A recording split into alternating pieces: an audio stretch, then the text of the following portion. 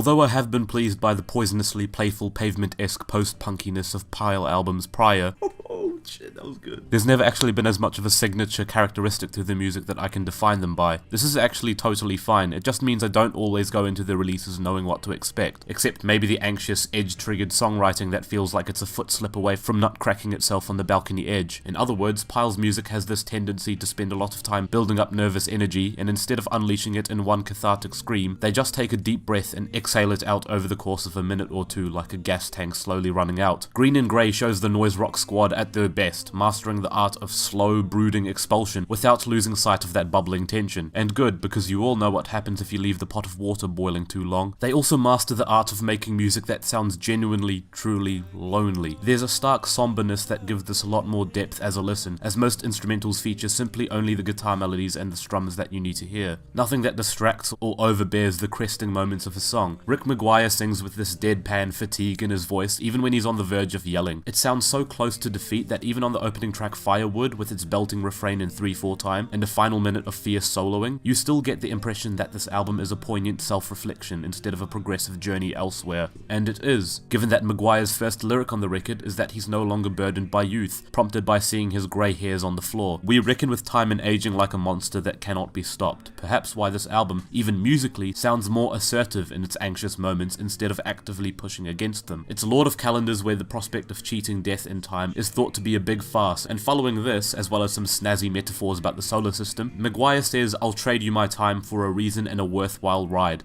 the amalgamation of coming to terms with our reason for existence, but also wanting to spend our finite lives making others worth it. What makes this truly work is that the band are just really good at writing songs, whether it's the slow, doomy tempo of Your Performance, that's a hefty level of distortion away from sounding like an electric wizard joint, the jarring switch between the blissful oohs and the apocalyptic sounding bass rumble on A Labyrinth with No Center, the bittersweet chord progression on Lord of Calendars that so swiftly disobeys the circle of fifths, the empowering jig-like lead riff on Bruxist Grin. This album just knows how to make unpredictable writing sound natural and called for. Nothing's worse than a song just taking forever to feel like it has a point. Ironically, Pile are wrestling with what the point of everything is, and yet every step of the way feels like it carries worth and purpose towards this unreachable conclusion. All subdued spots sound like pensive moments of thinking, and those volcanic moments might be fueled by a little bit of frustration, but I think that it's more in line with excitement and sudden realizations. The final 3 tracks don't sound like a bad ending, more like a neutral one. My employer is an acceptance of change and the increasing distance between you